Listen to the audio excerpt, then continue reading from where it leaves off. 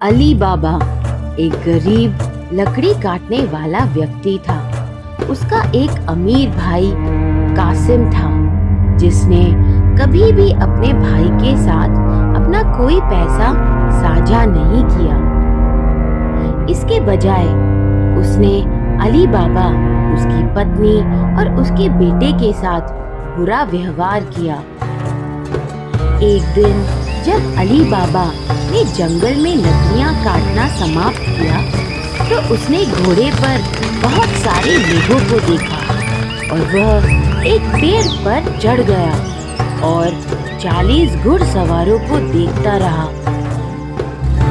उन लोगों के पास सोने से भरी काठी की थैलियां थी और वे उन्हें एक बड़ी चट्टान पर ले गए।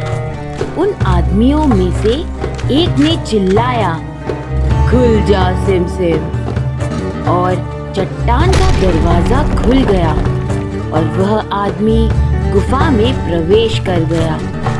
बाकी लोग उसके पीछे चले गए।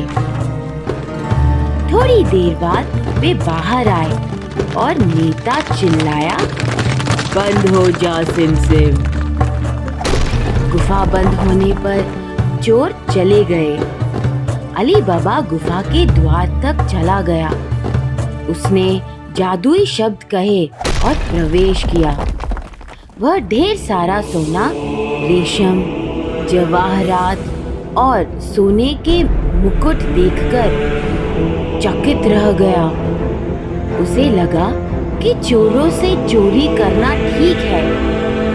अली बाबा ने अपने और अपने परिवार के लिए कुछ सोना घर ले जाने का फैसला किया। जब वह घर पहुंचा, तो उसने सोना अपनी पत्नी को दिखाया।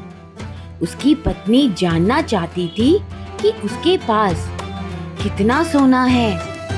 वह कासिम के घर गई और उसकी पत्नी का तराजू उधार लिया ताकि वह सोना तोल सके। वह नहीं चाहती थी कि कासिम और उसकी पत्नी को सोने के बारे में पता चले, इसीलिए उसने कहा कि वे मांस तोल रहे थे। कासिम की पत्नी को अली बाबा की पत्नी पर विश्वास नहीं हुआ और उसने सोचा कि उन्हें मांस खरीदने के लिए पैसे कहाँ से मिले होंगे। उसने तराजू के एक बर्तन के तले में शहद लगाकर अली बाबा की पत्नी को धोखा दिया।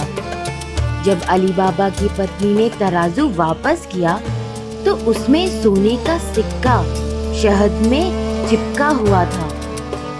कासिम की पत्नी को उनका रहस्य पता चल गया था। जब उसने कासिम को उसके भाई के सोने के बारे में बताया, तो उसे ईर्ष्या हुई।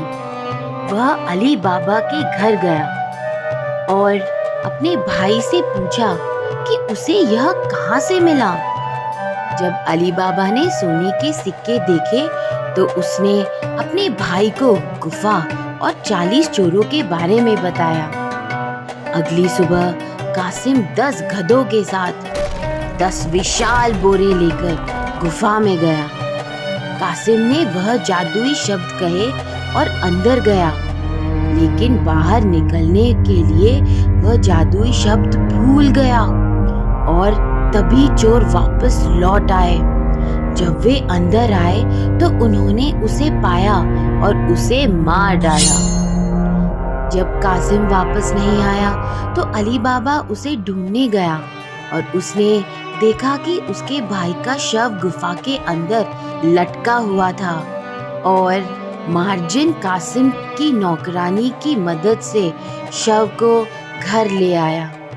उन्होंने कासिम को अच्छे से दफना दिया। कासिम की मौत का किसी को भी पता नहीं चलने दिया।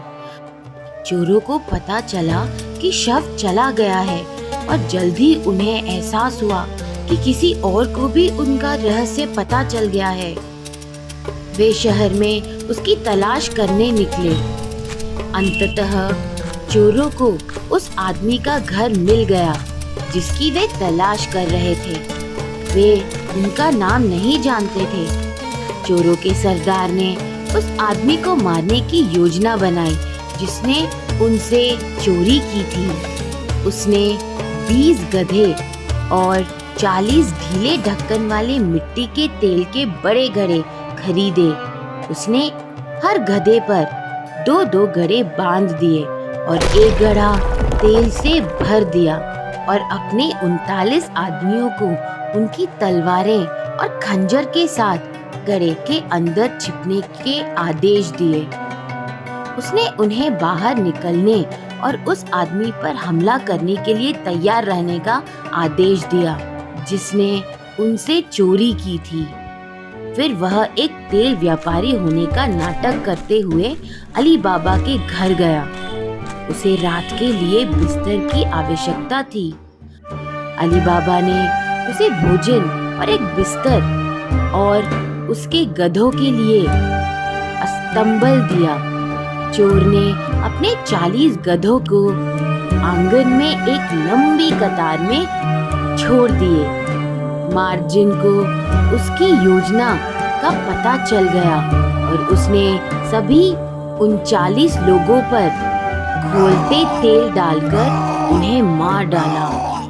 जब नेता यह जानने आया कि उसके आदमी लड़ने के लिए तैयार क्यों नहीं है, तो उसने देखा कि वे सभी मर चुके थे और वह भाग गया।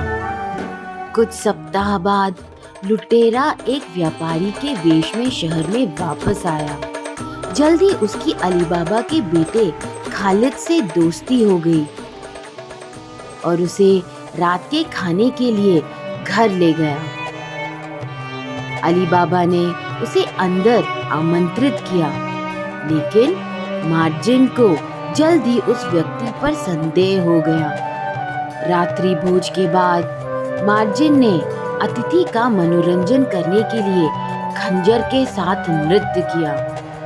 जैसे ही उसने नृत्य पूरा किया, उसने अपना खंजर उठाया और फिर उसने लुटेरे को मार दिया और सभी 40 चोर मर गए।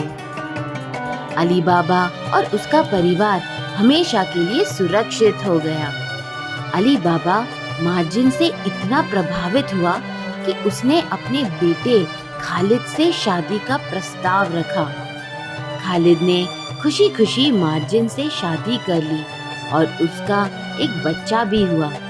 अली बाबा ने खालिद को खजाने के साथ गुफा दिखाने का फैसला किया। खालिद ने वादा किया कि जब वह बूढ़ा हो जाएगा तो वह भी अपने बेटे को गुफा दिखाएगा।